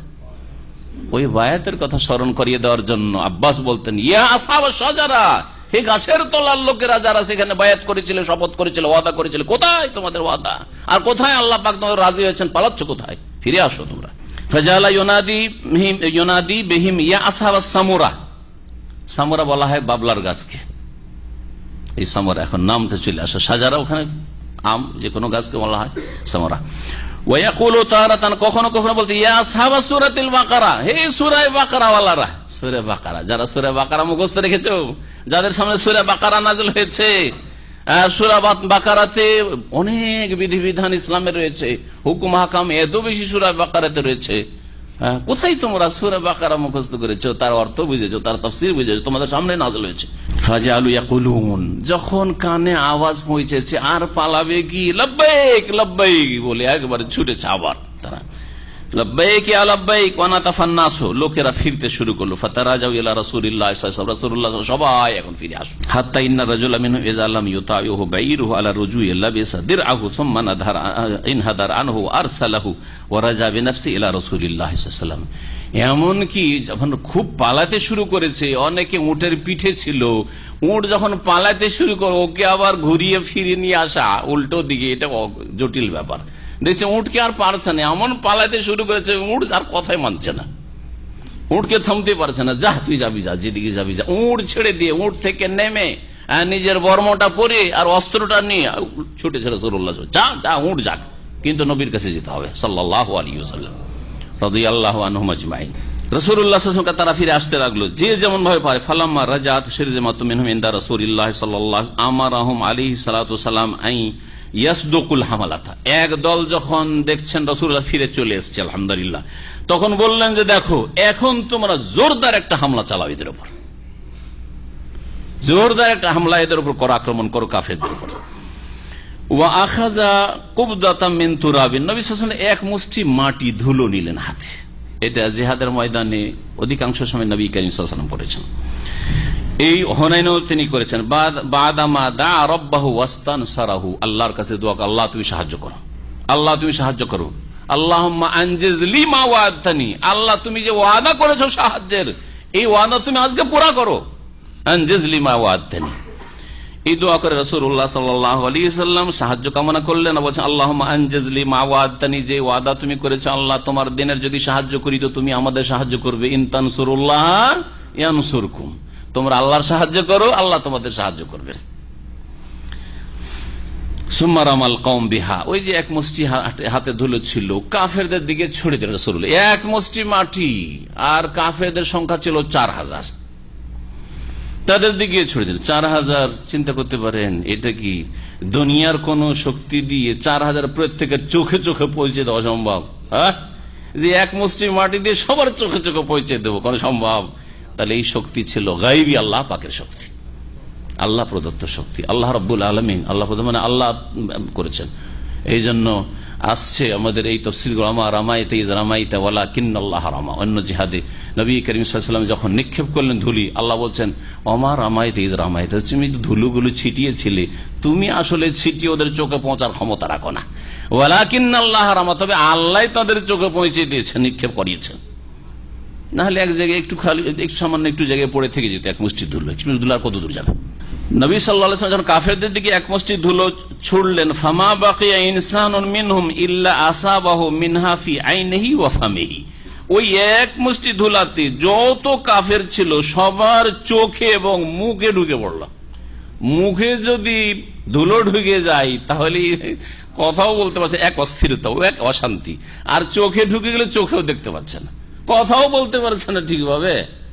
মুখে সামান্য অ্যালার্জি একটু, যদি এই যে কার্পেটে যাদের অ্যালার্জির অসুখ আছে তারা বুঝে, কিন্তু এটা বুঝবে অ্যালার্জি রোগে সিজদা করতে গিয়ে বা এমনি কোন সময় ধুলো, একটু ধুলো উড়েছে, রাস্তায় ধুলো উঠছে, ক্লিনার ক্লিন করছে, আপনি রাস্তা দিয়ে হাঁটছেন, হঠাৎ করে হাঁচি শুরু হয়ে গেল, আর এমনই হয়ে গেল গলা চুলকানি শুরু হয়ে গেল, আর কথা বেরোচ্ছে না, হয় না? হয় না? নবী করিম সাল্লাল্লাহু আলাইহি ওয়াসাল্লামের এই ধুলো প্রত্যেকের বলছে আসাবাহু মিনহা ফি আইনিহি, চোখেও পড়লো, অফামিহি আর মুখেও পড়লো, মা ইয়াশগালুহু আনিল কিতাল, যার ফলে আর লড়াই কি করবে, নিজের মুখ আর চোখ নিয়ে ব্যস্ত পেরেশান কাফের। নিজের মুখ সাফ করা আর চোখ দেখার কোন ব্যবস্থা করা, এই নিয়ে পেরেশান তারা। সুম্মান হাজামু, তারপরে দ্রুত তারা পরাজিত হয়ে গেল, দ্রুত পরাজিত হয়ে গেল। ফাতওয়াল মুসলিমুন আকফাআহুম ইয়াকতুলুনা ওয়া ইয়াসিরুন, তখন যখন পালাইতে শুরু করেছে মুসলিমরা পেছন থেকে তাড়া করে, যারা সামনে পড়লো যাদেরকে ধরতে পারলেন ধরলেন, আর না হইলে হত্যা করলেন। ইয়াকতুলুনা ওয়া ইয়াসিরুন ওয়া মা তারাজা বাকিয়াতুন নাস ইল্লা ওয়াল আসর, আর বাকি সব লোক কত লোক ছিল? 12,000, তাই না? তো এত লোক পালিয়ে গেছে, সবার আস্তে আস্তে এই দিকে বিজয় লাভ হয়ে গেছে। বাকি লোক এসে দেখছে যে রেডিমেড গনিমত আছে, ধন সম্পদ হাজির, এখন শুধু নিয়ে যেতে হবে, লড়াই করা লাগবে না। জি হ্যাঁ, প্রস্তুত হয়েছে। প্রস্তুত হয়ে রয়েছে। আজকাল দিন ইসলাম শিক্ষাটা মুসলিমদের কাছে ওই রকম হয়ে গেছে। আপনার বাড়িতে গিয়ে হালুয়া রেডি করে দিয়ে মতিউর রহমানের মতো কোন লোক যদি হালুয়া খাওয়িয়ে দিয়ে আসে তাহলে হবে, না হলে আপনার গরজ নেই। ইসলামী সেন্টারে এসে শিখবেন, অথবা 5টা রিয়াল খরচ করবেন, অথবা কোন আলেমের কাছে যাবেন, টেলিফোনে একটু খরচ করবেন, দেখা সাক্ষাৎ করবেন, না না ফ্রিতে যতটা হয়। আর তারপরে যদি আমার বাড়িতে খাবার দাবার নিয়ে চলে আসে, তাহলে বাড়িতে আসতে খাবার দাবার নিয়ে আসতে, এলেমও নিয়ে আসতে আর পেটের খাবারও নিয়ে আসতে, তাহলে কিছু শিখেন ঠিক। তারপরে পাওয়া যায় না, এরকম অনেকের ঘরে ঘরে গেছে। আমরা ইউপিএম যে কিং ফাহাদ পেট্রোলিয়াম ইউনিভার্সিটি আছে, ওখানে আমাদের শিক্ষিত ভাইয়েরা আছে, ছাত্র এবং প্রফেসর, তাদের বিল্ডিং এ ভিল্লা থেকে 5 বছর 7 বছর আমি ধারাবাহিক তফসির করেছি, প্রতি শুক্রবার আসর থেকে মাগরিব, কখনো বৃহস্পতিবার আসর থেকে মাগরিব, কখনো শুক্রবার, তখন বৃহস্পতিবার ছুটি থাকতো তাদের যেহেতু, কখনো শুক্রবার এই করেছি, ঘরে ঘরে গিয়ে করতে হয়েছে। হ্যাঁ, তারপরেও অল্প লোকই আসে, কারো দুনিয়ার ব্যস্ততা থাকে, কারো অন্তর বাঁকা বিদাতের কারণে, শিরকের কারণে, গোড়ামির কারণে, বিভিন্ন রকমের রোগে রোগাক্রান্ত, আর অল্প কিছু লোক হক শিখতে চায়, জানতে চায়। এরকম বহু জায়গায়, শুধু একটি নজির বললাম, বহু জায়গায় তাদের কাছে গিয়ে রেডিমেড হালুয়া খাইত। বলছেন যে বাকি লোকের আস্তে আস্তে, মুসলিমরা ফিরে আস্তে আস্তে, ওয়াল আসরা মুজান্দালাতুন বাইনা ইয়াদাই রাসূলিল্লাহ, যত বন্দী নবী সাল্লাল্লাহু আলাইহি ওয়াসাল্লামের সামনে সব বন্দী হয়ে বেঁধে সবকে হাজির করে দিলেন, সাহাবায়ে কেরাম সব হাজির। সহিহ বুখারী মুসলিমে রয়েছে হুনাইনের যুদ্ধ সম্পর্কে বারা বিন আযিব রাদিয়াল্লাহু তাআলা আনহু বর্ণিত, তিনি বলছেন, কালা লাহু রাজুলুন, একজন লোক শুনেছে যে সাহাবীরা নাকি রাসূলুল্লাহ সাল্লাল্লাহু আলাইহি ওয়াসাল্লামকে ছেড়ে হুনাইনের যুদ্ধে পালিয়ে গিয়েছিল। তো এটা একটা দোষের কথা। তো এই যে সংশয় তার অন্তরে ছিল, সে জিজ্ঞেস করছে, ইয়া আবা ওমারা, এ বারা বিন আযিবকে আবু ওমারা বলা হয়, আবু ওমারা আফারারতুম আন রাসূলিল্লাহ ইয়াউমা হুনাইন, বুখারী মুসলিমের হাদিস, হুনাইনের দিনে কি তোমরা পালিয়ে গিয়েছিলে রাসূলুল্লাহ সাল্লাল্লাহু আলাইহি ওয়াসাল্লামের কাছ থেকে? ফাকালা, শোনো, আমরা পালিয়েছিলাম কিন্তু রাসূলুল্লাহ পালান নাই। লাকিন্না রাসূলুল্লাহ সাল্লাল্লাহু আলাইহি ওয়াসাল্লাম ইয়াফিররা, নবী সাল্লাল্লাহু আলাইহি ওয়াসাল্লাম পলায়ন করেননি। আর কেন আমরা প্রথমখানে পলায়ন করেছিলাম? অনেকে শোনো, ইন্না হাওয়াজেনা কানু কওমান রুমাতান, হাওয়াজেন গোত্রের লোকেরা বড়ই তীর আন্দাজ লোক, তীর চালানোতে বড়ই পারদর্শী, বড়ই পটু ছিল। ফালাম্মা লাকিনাহুম, যখন তাদের মুখামুখি হয়েছিলাম, ওয়া হামালনা আলাইহিম, আর তারপরে যখন ইনহাজামু ফাআকবালান নাসু আলাল গানাইম ফাস্তাকবালুনা বিসসিহাম, বলছেন যে প্রথমখানে আমরা যখন হামলা করেছি, প্রথম দিকে তো তারা পালাতে শুরু করেছে, কিন্তু আমাদের সাথী সঙ্গীরা যেহেতু নতুন নতুন অনেকে মুসলমান ছিল, এরা করলো কি, দেখলো যে না, এরা তখন কাফেরা পালাতে শুরু করেছে, আর ওদেরকে ভালো করে পরাস্ত না করে গনিমতের ধন সম্পদ নেওয়া শুরু করেছে। ফাআকবালান নাসু আলাল গানাইম, অনেক লোকই গনিমত নেওয়া শুরু করেছে, যে নিয়ে আসি যতটা নিতে পারি। ফাস্তাকবালুনা বিসসিহাম, তখন তারা আমাদের উপর আক্রমণ করলো তীর দ্বারা। ফানহাজামান নাস, এই তীর, ওইদিকে তীর পড়ছে আর এইদিকে মাল ধন, কে একটা উট নিতে পারবো, বকরি নিতে পারবো, এই নিয়ে যদি ব্যস্ত থাকে তো পালাইতে হবে উট বকরি ছেড়ে, ঠিক না? তো যখন উদ্দেশ্য যখন দুনিয়া হয়ে যাবে, তখন আর টিকতে পারবে না, এইরকম হয়ে চলুক। ফালাকাদ রাআইতু রাসূলুল্লাহ সাল্লাল্লাহু আলাইহি ওয়াসাল্লাম, তখন আমি রাসূলুল্লাহ সাল্লাল্লাহু আলাইহি ওয়াসাল্লাম দেখছিলাম, আবু সুফিয়ান ইবনে হারিস আখিযুন বিলিজামি বাগলাতিহিল বাইদা, তার সাদা রঙের যে খচ্চরটি ছিল সেই খচ্চরের লাগাম ধরেছিলেন। ওয়া হুয়া ইয়াকুল, আর বলছেন, আনান নাবিয়্যুল কাযিব আনা ইবনু আব্দুল মুত্তালিব। এই ঘটনা আর আরেকটু কিছু বর্ণনা করা হয়েছে এতে প্রায় শেষ হতে যাচ্ছে এই হাদিসটি।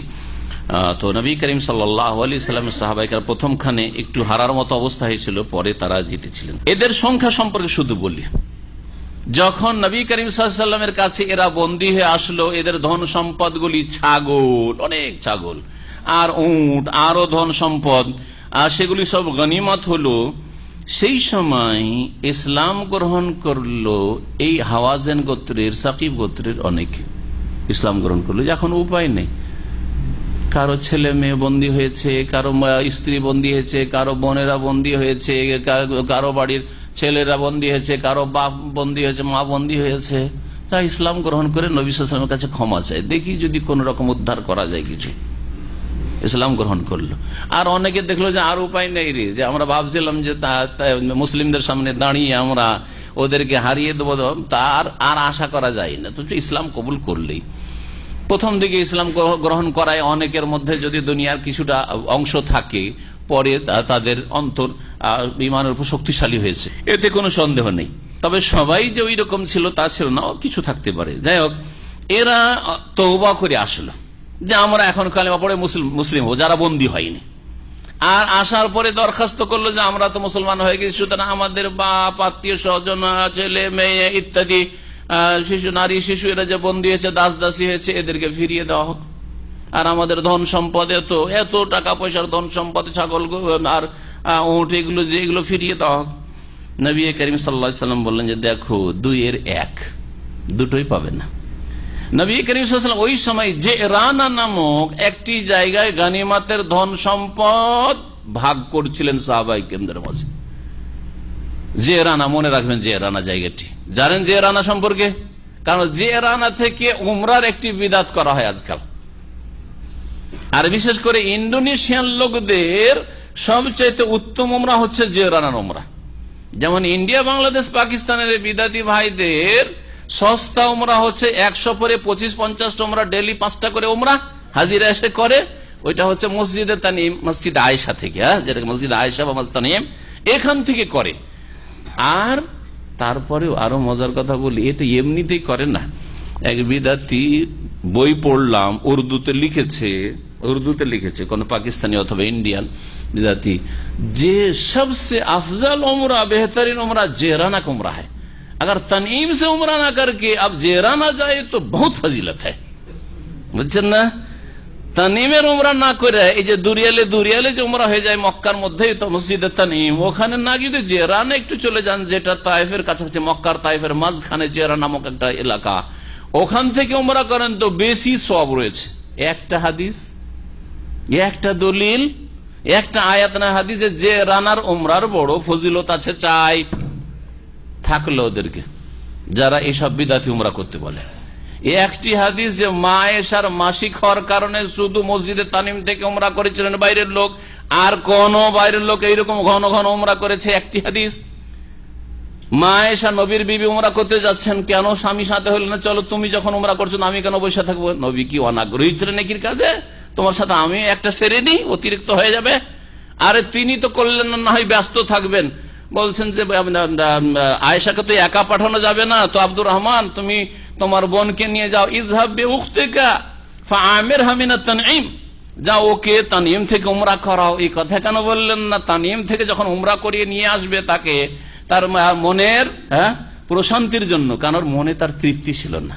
হয়েছিল কি, মক্কা পৌঁছিতেই মা আয়েশা রাদিয়াল্লাহু তাআলা কি হয়ে গেল, মাসিক চলে আসলো।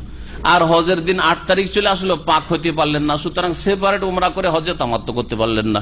নবীর অন্যান্য আরো যে 8 জন বিবি, 9 জনের মধ্যে তারা সবাই পাক ছিলেন ওই সময়, উমরা করে হালাল হয়ে, আর তারপরে 8 তারিখে ইহরাম করলেন, তারা হজ্জে তামাত্তু করলেন। আর মা আয়েশা রাদিয়াল্লাহু জানতেন যে হজ্জে তামাত্তু বেশি উত্তম, তো আমি তো করতে পারলাম না, তো এখন আমার কি করতে হবে? নবী সাল্লাল্লাহু বললেন যে তোমার উমরাটিকে হজের মধ্যে ঢুকিয়ে নাও। আর উমরা হালাল না হইতে পারেন যদি উমরাকে হজের মধ্যে ঢুকিয়ে নেন, ওই হজকে কোন হজ বলা হয়? কেরান বলা হয়। যদি দুটোকে একসাথে মিলিয়ে নেন তাহলে ওর নাম হয়ে গেল কেরান। তো মা আয়েশা কেরান করেছেন, উমরার নাকি অবশ্যই পেয়েছেন, উমরা হয়ে গেছে, কিন্তু একসাথে হয়েছে, আলাদা করে হইল না। আর সতীনেরা আলাদা আলাদা নিয়ে যাবে, আর সবচেয়ে বেস্ট উমরা, উত্তম উমরা নিয়ে যাবে। কাঁদছিলেন তিনি, যাই রে আমার কি হলো রে, আমি করতে পারলাম না, আমার নসিবটা খারাপ। নবী সাল্লাল্লাহু আলাইহি ওয়াসাল্লাম বলছেন, যাও আয়েশা, তোমার মনের শান্তির জন্য আরেকটা উমরা তুমি করে আসো। আব্দুর রহমানকে দিয়ে পাঠান, আবু বকরের ছেলে, মা আয়েশার ভাই, কিন্তু তাকে বললেন তুমি একটা উমরা করে নিও। আর আপনি যাবেন এখান থেকে 80 থেকে 100 টাকা দিয়ে, আর যাওয়ার পরে দিনে 5টা উমরা। একদিনও না। আমি কয়েক ভাইকে এরকম জিজ্ঞেস করেছি, এক ভাইকে জিজ্ঞেস করছি যে কটা উমরা করলেন, জানি যে এরা বেশি করে, কয়টা উমরা করলেন? বাসায় এসে বসতেছে, কয়েক বছর আগের কথা। তো বলছে যে হুজুর বেশি পারিনি, কয়টা 5টা করেছি। 5টা করেছি। সকাল 9টা থেকে 10টায় গাড়িটা পৌঁছে এখান থেকে, যে দামাম থেকে, তাই না? 9টা থেকে 10টা বাজে গাড়িটা পৌঁছে। উমরা করলে বাজে 12টা থেকে 1টা বাজে, জোহর পড়ে। জোহর পর থেকে শুরু করে এশা পর্যন্ত, আর মাগরিব এশা পড়ার জন্যই তো মক্কায় গেছেন, তো মাগরিব পর্যন্ত টাইম বলতে হবে। আর না মাগরিব এশার মাঝে উমরা করতে থাকবেন। যদি উমরার মধ্যে একটা উমরার মধ্যে ধরলাম যে ওখানে তো অফ সাইডে না হয় সারা যাবে, এশা পরেই তো দৌড় দিতে হবে বাসের দিকে, খাওয়ারও ফুরসত নাই, ঠিক কিনা?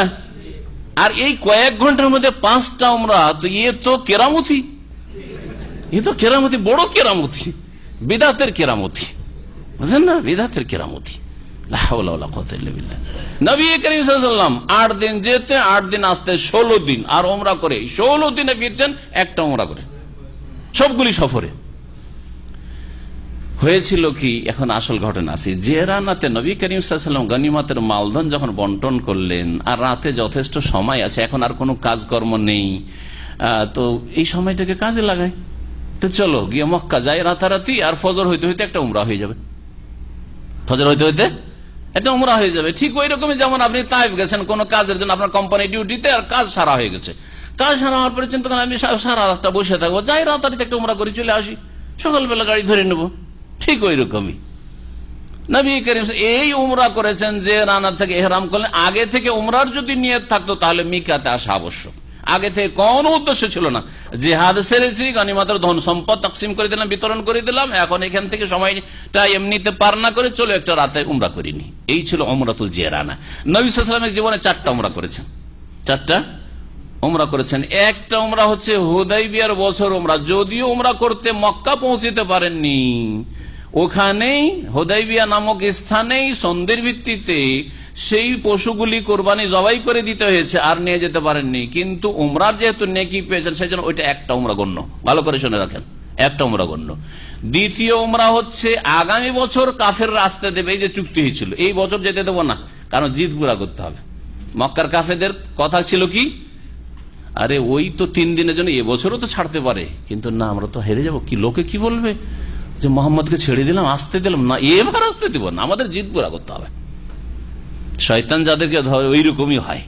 আজকাল যারা শিরকি বিদাতে ধর্ম পালন করে, অনেক সময় হক জানার পরে আরে যদি বলি এটা হক তাহলে তো হেরে গেলাম, না না না না, এতদিন ধরে করে আসলাম, এতদিন ধরে বইলে আসলাম, লোকে কি বলবে। একজন বড় আলেম, তাকে বলা হচ্ছে আরেকজন আলেম নিজে সেই মজলিসে ছিল বা বলছে সে যে আল্লাহ তো সর্বত্র বিরাজমান না, আল্লাহ তো আরো সে আজিমে, আল্লাহ 7 আসমান আরো সে আজিমে। বড় আলেম তিনি, এখনো বেঁচে আছেন। তাকে বলছে যে এটা তো ভুল কথা, এতদিন আলেম ওলামারা শিখিয়ে রেখেছে আর জনসাধারণকে গোমরা করে রেখেছে। তখন বলছে যে আমার বয়স হয়ে গেল 80-90, আর এতদিন বললাম আল্লাহ সর্বত্র বিরাজমান, আর এখন যদি হঠাৎ করে বলি লোকেরা কি বলবে, আমাদের মানুষে কি বলবে, মানুষকে ভয়। সত্য ঘটনা বলছি, জিদ পুরা করতে হবে। যদিও জেনে ফেলেছে আসলে নিজের ইমানটা ঠিক করে, কিন্তু জাতি যে গোমরা হয়ে থাকলো জানতে পারলো না, থাক, কারণ ভুল স্বীকার করে এদের কাছে লাঞ্ছিত হব না। দুনিয়ার লাঞ্ছনা আখেরাতের হাসর বাটে লাঞ্ছনার চাইতে অনেক হালকা। দুনিয়ার লাঞ্ছনা লাঞ্ছনা নয়, বোকা লোকই লাঞ্ছিত মনে করবে। জ্ঞানী মানুষ আপনাকে জ্ঞানী মনে করবে যে হক জেনেছে, কবুল করেছে, ভালো কথা। তো সত্যকে জেনেছে, সত্য গ্রহণ করেছে, ভালো কথা। জানতাম না, কালকে জানতাম না, আজকে জেনেছি, আলহামদুলিল্লাহ সংশোধন করতে পেরেছি, আমার প্রশংসা হওয়া উচিত। জি, এরা জিদ পুরা করেছিল, আসতে দেয়নি। পরের বছর 6ষ্ঠ হিজরিতে কি হইল, হুদাইবিয়ার সন্ধি হইল। 7ম হিজরিতে যে উমরা করলেন উমরাতুল কাজা। অনেকে বলে এটা কাজা উমরা, কাজা উমরা হলে তাহলে আগেরটা গণ্য হয় না, একটা হয় না। কাজা মানে কাজা নয়, এখানে কাজা মানে হচ্ছে ফয়সালা, চুক্তির যে ফয়সালা হয়েছিল 6ষ্ঠ হিজরিতে, সেই ফয়সালার ভিত্তিতে যে উমরাটি করার সুযোগ পেয়েছিলেন মুসলিমরা 3 দিনের জন্য এসে মক্কায়, এই জন্য এই উমরাতুল কাজার নাম হচ্ছে উমরাতুল কাজা। তো এটা হচ্ছে দ্বিতীয় উমরা। আর তৃতীয় উমরা হচ্ছে এই জেরানা থেকে রাতারাতি উমরা। চতুর্থ উমরা হচ্ছে নবী সাল্লাল্লাহু আলাইহি সাল্লামের হজ্জাতুল ওয়াদা বিদায় হজের সাথে উমরা। এই 4টি উমরা 4 সফরে করেছেন। ইসলামে নবুয়ত প্রাপ্তির পরে 5টা 7টা উমরা করেছেন, এই রকমের কোন প্রমাণ পাওয়া যায় না। বা হিজরতের পরে, হজ উমরার বিধান আসার পরে, হিজরতের পরে বলি, হিজরতের পরে তিনি উমরা করেছেন, এই রকমের কোন প্রমাণ পাওয়া যায় না। সুতরাং এত শুধু সংখ্যায় বাড়াবেন উমরার এক সফরে গিয়ে কয়েকটা, এটা সুন্নতি তরিকা নয়। কি বলছিলাম, যে রানার উমরা বিদাতি উমরা, ইন্দোনেশিয়ান মহিলাদের যে কত ভিড়ভাড় থাকে।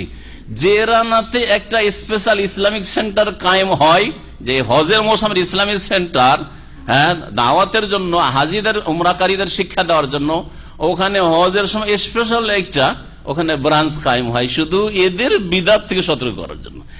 তারপরে বিদাতি উমরার ভিড় ভাড় থাকে, নারী পুরুষ একাকার হয়ে আসে আর ওই উমরা করে। যেমন ওই আপনার জাবালে নূরে নারী পুরুষ একসাথে চড়ে, জাবালে সৌরে চড়ে। জাবালে নূরে একটা ইসলামিক সেন্টার আছে, শুধু বিদাত থেকে সতর্ক করার জন্য এসে চুমা দিচ্ছে, হীরা পাহাড়ের গুহাতে চুমা দিচ্ছে জবালে ডোরে। হ্যাঁ, নামাজ তো পড়ে, লাইন দিয়ে নামাজ পড়ছে। আমি জীবনে একবার যেহেতু তামাশা দেখার জন্য উঠেছি, একবার ছাত্র জীবনে উঠেছি 1990 দিকে, 90-91। গনিমতের ধন সম্পদের কথা বলছিলাম। গনিমতের ধন সম্পদ বিতরণ করার জন্য নবী করিম সাল্লাল্লাহু আলাইহি ওয়াসাল্লাম মক্কা ইনদাল জিরানা, মক্কার কাছাকাছি, তাইফ থেকে মক্কার দিকে আসতে মক্কার কাছাকাছি জিরানা নামক স্থানে নবী সাল্লাল্লাহু আলাইহি ওয়াসাল্লাম চলে এসেছিলেন। ওয়া যালিকা বাদাল ওয়াকআতি বিকরিব মিন শিনা ইয়াওমান, হুনাইনের যুদ্ধ শাওয়াল মাসে হওয়ার 20 দিন পরে, তার মানে এই সফরে তার 20 দিনের বেশি লেগেছে। ফাইন্দা যালিকা খায়্যারাহুম, ওই সময় এসে জেরানাতে নবী সাল্লাল্লাহু আলাইহি ওয়াসাল্লাম পৌঁছেছেন, আর এরা ইসলাম কবুল করে এসে পৌঁছিল। আমরা ইসলাম কবুল করেছি, আমাদের ছেলে মেয়েদের ফিরিয়ে দেন, আত্মীয় স্বজন ফিরিয়ে দেন, বন্দী এবং আমাদের ধন সম্পদ, আমাদের ওঁট বকরি ছাগল ফিরিয়ে দেন, ভালো করে দরখাস্ত করলো তারা। তখন নবী সাল্লাল্লাহু আলাইহি ওয়াসাল্লাম তাদেরকে ইখতিয়ার দিলেন, অপশন, চয়েস করো, কি বাইনা সাবিয়িহিম ওয়া বাইনা আমওয়ালিহিম, হয় তোমাদের বন্দীদেরকে নিয়ে যাও, আর না হয় তোমাদের ধন সম্পদ নিয়ে যাওয়া, দুটোই নিয়ে যাবে। আর মুসলিমরা জিহাদ করলো, হতাহত হইলো, মার খেলো, খালি হাতে ফিরে যাবে, এটা না, এটা আল্লাহ পাকের ফয়সালাও না আর রাসূলের ফয়সালা না, দুটোর একটা না, কোনটা নিবে? তোমাদের যে ছেলে মেয়েদের নিতে চাও নিয়ে যাও, বন্দীদেরকে নিয়ে যাও, মালধন ছেড়ে যাও, আর না তোমাদের মানধন নিয়ে যাও, আমরা বন্দীগুলোকে নিয়ে, গোলাম দাসী এগুলোকে নিয়ে যাই। ফাখতারু সাবিয়াহুম, তখন তারা তাদের বন্দীদেরকে চয়েস করলো যে আমাদের দেন, পরিবার পরিজন আত্মীয় স্বজন সব বন্দী আছে, এদেরকে দিয়ে দেন, এদেরকে দাস দাসী বানায় না, দিয়ে দিয়েছিলেন। সুতরাং হুনাইনের যুদ্ধে কোন দাস দাসী নবী সাল্লাল্লাহু আলাইহি ওয়াসাল্লাম সাহাবারা নিয়ে আসেন নাই। ওয়াকানু সিত্তাতা আলাফ আসির, তাদের সংখ্যা, বন্দীদের সংখ্যা কত ছিল? 6000 বন্দী ছিল, 6000 বন্দী। মা বাইনা সাবঈন ওয়া ইমরাতিন, বিশেষ করে নাবালক ছেলেরা, আর ওয়া ইমরাতিন, আর নারীরা। ফারাদ্দাহু আলাইহিম রাসূলুল্লাহ সাল্লাল্লাহু আলাইহি ওয়াসাল্লাম, নবী সাল্লাল্লাহু আলাইহি ওয়াসাল্লাম সবগুলি ফিরিয়ে দিয়েছেন। দুনিয়ার লোভ থাকলে কে ফিরাই? দুনিয়ার লোভ থাকলে ফিরাই। আর জিহাদ ফি সাবিলিল্লাহর গরজ যদি পার্থিব শক্তি হয়, দুনিয়া হয়, তাহলে বাড়ি আমার সাথী সঙ্গীদের দাস দাসীতে ভরপুর হয়ে যাবে, চাকর নকরে ভর্তি হয়ে যাবে, কেন ছাড়বো এগুলোকে? করেছেন কি? নবী করিম সাল্লাল্লাহু আলাইহি ওয়াসাল্লাম ছেড়ে দিয়েছেন, যাও তোমাদেরকে দিয়ে দিলাম। ওয়া কাসামা আমওয়ালাহুম বাইনাল গানিমিন, আর যারা গনিমত হাসিল করেছিল, যারা জিহাদ করেছিল, তাদের মাঝে তাদের ধন সম্পদগুলি বিতরণ করে দিলেন। ওয়ানাফালা ওয়ানাসা মিনাত তোলাকার, বিশেষ করে যারা নিউ মুসলিম ছিলেন ওই 8ম হিজরি মক্কা বিজয়ের, তাদের অন্তর জয় করার জন্য বেশি বেশি তাদেরকে দিয়ে লিয়াতা আল্লাহ কুলুবহুম আলাল ইসলাম, যাতে করে তাদের অন্তরকে আকৃষ্ট করা হয় ইসলামের জন্য। ফাআতাহুম মিয়াতান মিনাল ইবল, এই নিউ মুসলিম যে 2000 সবগুলিকে 100 করে ভোট দিয়েছে, 2000 কে 100 করে ভোট দিয়েছেন। ওয়াকানা মিন জুমলাতে মান আতা মিয়াতান মালিক বিন আওফ আন-নাসরি, মালিক বিন আওফ আন-নাসরি এও মুসলমান হইল, তাদের আমির যে আসলে এই জিহাদে কুফরি শক্তির পক্ষ থেকে, তাইফবাসীর পক্ষ থেকে লড়াই করেছিল, সে ইসলাম কবুল করলো। ইসলাম যেমন কবুল করলো, চলো তুমিও নিউ মুসলিম, চলো তোমাকে 100 ভোট। নেতার অন্তরকে আকৃষ্ট করা, এটা হচ্ছে ইসলামের হেকমত। এই জন্য নেতৃস্থানীয় ব্যক্তির বিরুদ্ধে বলে ইসলাম প্রচার করা যায় না, এটা খারেজিদের কাজ, এটা যারা ইসলামের হেকমত বুঝে না তাদের কাজ। যাদের কাছে ক্ষমতা আছে তাদের বিরুদ্ধে ভাষা শক্ত করে কখনো হেদায়েত করা যায়নি, আর কখনো ইসলামের খেদমত হয়নি। বরং তাদের সাথে নম্র ভাষায় কথা বললে, তাদেরকে আকৃষ্ট করার চেষ্টা করলে, তাদের কি করে, তাদের অনিষ্ট থেকে কি করে রক্ষা পাওয়া যায়, সেই রকমের সুব্যবস্থা নিলেই ইসলামের কল্যাণ হতে পারে। তাই করেছেন রাসূলুল্লাহ সাল্লাল্লাহু আলাইহি ওয়াসাল্লাম। এমনও করলেন না যে এতদিন তুমি নেতা ছিলে তাইফ এলাকার আর হাওয়াজান গোত্রের, সরো, তুমি এত বড় কুফরি নেতৃত্ব দিয়েছো, ইসলামের বিরুদ্ধে যুদ্ধ করেছো, যাও তোমাকে সরিয়ে অন্য কোন নেতাকে ওখানে বসাচ্ছে আমার তরফ থেকে, মুহাজির বা আনসারকে তাও করেননি, যাও তুমি আগের আমির ছিলে, এখনো তুমি আমির, নিজের জাতির আগেও আমির ছিল, এখনো আমির। তাহলে বোঝা গেল যে ইসলাম ক্ষমতাও কেড়ে নিতে চায় না। কারণ আজকাল শাসক গোষ্ঠীর একটা ভয় যে ইসলামপন্থী হইলে আমাদের কাছ থেকে ক্ষমতা কেড়ে নেবে, এটা ইসলাম, সহি ইসলাম বলে না, আহলে সুন্নাত ওয়াল জামাতের ইসলাম বলে না, সাহাবায়ে কেরামের তরিকা বলে না, রাসূলুল্লাহ সাল্লাল্লাহু আদর্শ বলে না। দেখেন নিউ মুসলিম মুহাজির, এত সিনিয়র মুহাজিরিন আছে, এত সিনিয়র আনসার আছে, তাদেরকে ওখানে বসাইতেন যে এখন তাইফের সর্দার হবেন অমুক আনসারি বা অমুক মুহাজির, হ্যাঁ আশরা মুবাশশিরা হবে, বা হুদাইবিয়ার সন্ধিতে যারা ছিল তারা হবে, মক্কা বিজয়ের আগে যারা ইসলাম গ্রহণ করেছে, যারা জুলম কত বরদাস্ত করেছে তারা হবে না। নিউ মুসলিম কয়েক ঘন্টা আগে মুসলমান হয়েছে, আর আসার পরে ইসলাম কবুল করার পরে তারপরে নবী সাল্লাল্লাহু আলাইহি ওয়াসাল্লাম 100 উটও দিয়ে দিচ্ছেন, আর তাকে তার এলাকার দেশের তায়েফের আমিরও বানিয়ে দিয়ে, যাও তুমি এখানকার গভর্নর যাও। তাহলে আমরা ক্ষমতা কেড়ে নিতে চাই না, আমাদেরকে ভালো করে চেনো। আর এটা কাপুরুষতা নাই, এটা হচ্ছে হক কথা।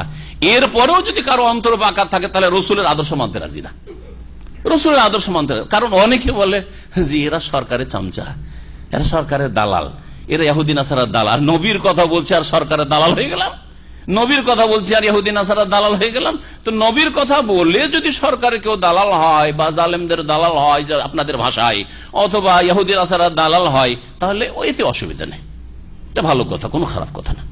এই নেতৃত্ব পেয়ে আর 100 উট পেয়ে আওফ বিন মালিক, যে ওই তায়েফের হাওয়াজেনের যে নেতা, সে নবী সাল্লাল্লাহু আলাইহি সাল্লামের প্রশংসায় কবিতা আবৃত্তি করলো, কবিতা আবৃত্তি, কাসিদা, একটা কাসিদা, যা ইবনে কাসির রাহমাতুল্লাহ উল্লেখ করেছেন, আমি উল্লেখ করব। এখানেই শেষ করছি, সময় মনে হয় সময় শেষ হয়ে যাচ্ছে। তাফসীর এতটুকু, একটি আয়াতে তাফসীর করেছি, কারণ এটা হুনাইনের সাথে সম্পর্কিত 3 নম্বর আয়াত। জি, আল্লাহ পাক রব্বুল আলামিন বলছেন, সুম্মা ইয়াতুবুল্লাহু মিন বাদি যালিকা আলা মান ইয়াশা, অতঃপর আল্লাহ রাব্বুল আলামিন তওবা কবুল করলেন এরপরে, মানে হুনাইন যুদ্ধের পরে, আলা মান ইয়াশা, যার চাইলেন। এই যে হাওয়াজেন গোত্রের, সাকিব গোত্রের লোকেরা ইসলাম গ্রহণ করলো, অনেক ইসলাম গ্রহণ করলো, আল্লাহ পাক তওবার তৌফিক দিলেন। আল্লাহ গফুরুর রহিম, এবং আল্লাহ পাক রব্বুল বড় মার্জনাকারী, বড় দয়ালু। আল্লাহ যদি মার্জনাকারী না হইতেন, বড় আল্লাহ যদি দয়ালু না হইতেন, আমাদের মতো সংকীর্ণতা যদি আল্লাহর রহমতে আর মাগফিরাতে থাকতো, তাহলে তোরা জালেম নবীর বিরুদ্ধে জিহাদ করলি, আর এত সাহাবাইকে তীর বর্ষালি, আর তোদেরকে মাফ করব, তোদের ইসলাম কবুল করব, মার এগুলোকে সবকে গোলাম বানা, দাস দাসী বানা, ঠিক না? তাতে করলেন না, আল্লাহ পাক তওবা কবুল করলেন, হিদায়াতের তৌফিক দিলেন। আল্লাহু গফুরুর রহিম। সাল্লাল্লাহু আলা নবিয়িনা মুহাম্মদ ওয়া আলা আলিহি ওয়া সাহবিহি আজমাইন।